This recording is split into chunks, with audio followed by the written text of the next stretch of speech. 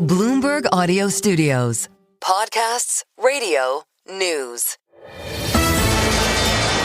This is the closing bell on the Stock Movers Report. The companies making moves at the close of U.S. trading with Carol Massar, Tim Stenovec, Romaine Bostick, and Scarlett Fu. The S&P 500 on Friday, you had about 400 stocks in that index rise on Friday. About 400 fell today. That pushes the index down 28 points or 0.4%. The NASDAQ composite down 0.2%, and the Russell 2000 closing out the day lower by about 1% on the nose. I think Romaine just took my line. That's okay, Romaine. 101 stocks did move higher in the S&P 500. He probably practiced for that. 400 stocks declined. You know, I want to tell you guys, I heard from Carol today. Oh, what'd she say? She's doing great. Does she think I'm doing great? She's having a great vacation. Okay. Yeah, so I just want to let you know. Thanks for rubbing that in. Sure. All right. There are signs of life, okay? That's all right, good. Yeah.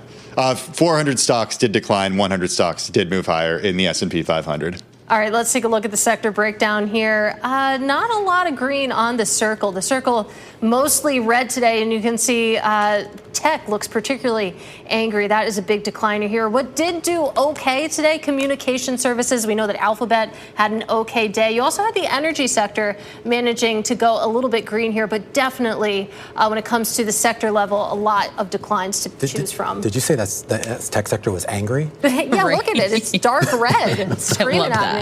If you're short the market, though, there's some very happy bears today if they still exist. You could be okay. Hey, I want to start with fertilizer stocks today. I did manage to find a few stocks in the green. Had to go outside of the U.S. for a couple of them, though. 1.8% to the upside for the Mosaic Company. We did see fertilizer stocks rise today after the USGS's draft of mineral commodities to be included in the 2025 list of critical minerals included potash. This according to a notice in the Federal Register.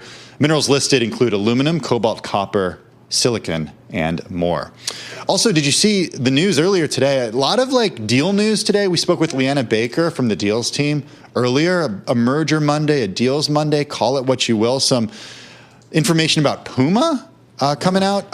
Puma shares rose as much as 20% earlier in the session. These ADRs finished the day higher by close to 15%. This is the most going back to October of 2001, after Bloomberg News reported that the billionaire Pinault family is weighing options for the sportswear company, including a sale. The Pinault clan owns about 29% of Puma through their Artemis vehicle. The family is working with advisors and has reached out to potential buyers to gauge interest, according to people familiar with the matter. And another ADR on the rise today. Shares of JDE Peet's today. ADRs of JDE Peet's today. Higher today by close to 17%. Keurig Dr Pepper agreed to buy JDE Peet's for about $18.4 billion to bolster its struggling coffee business.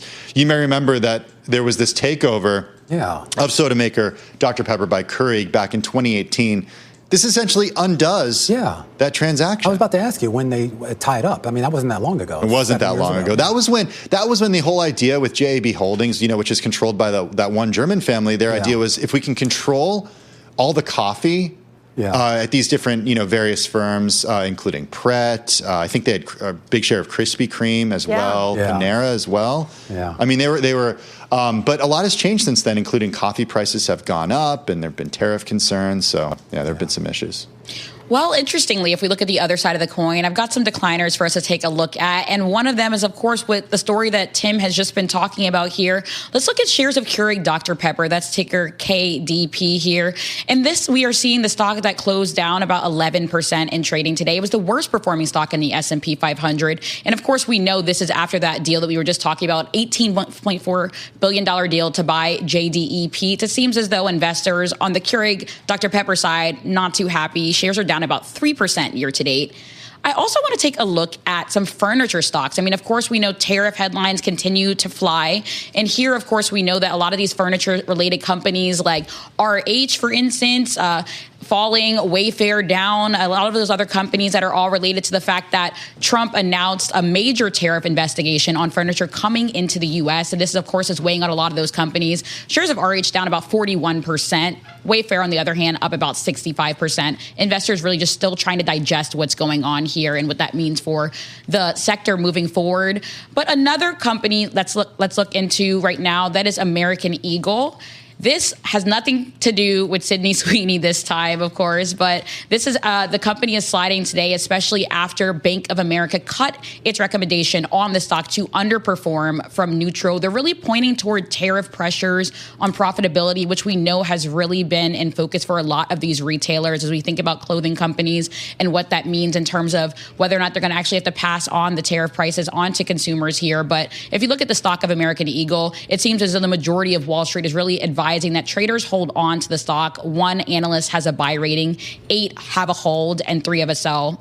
Shares are down about 25% year to date. And I just want to put an honorable mention to FIG is the ticker, Figma. Of course, coming off that IPO, analyst coverage started today. You had 8 notes out today, and 7 of them were for neutral equivalent. So not a lot of bullishness on this stock. 7 holds right now and 3 buys. Let's take a quick check on yields right now because we did see some movement across the curve, primarily to the upside, which sort of belies what we saw last week coming off of Jay Powell's speech here. But a lot of this does have to do with a pretty heavy auction slate over the next few days. About $183 billion of treasuries slated to go on sale started tomorrow, 2, 5, and 7-year notes. And as Steve Soshnick was telling us on the TV program, Katie, just a second ago, this, of course, that big PCE report on Friday that might be giving some bond investors pause.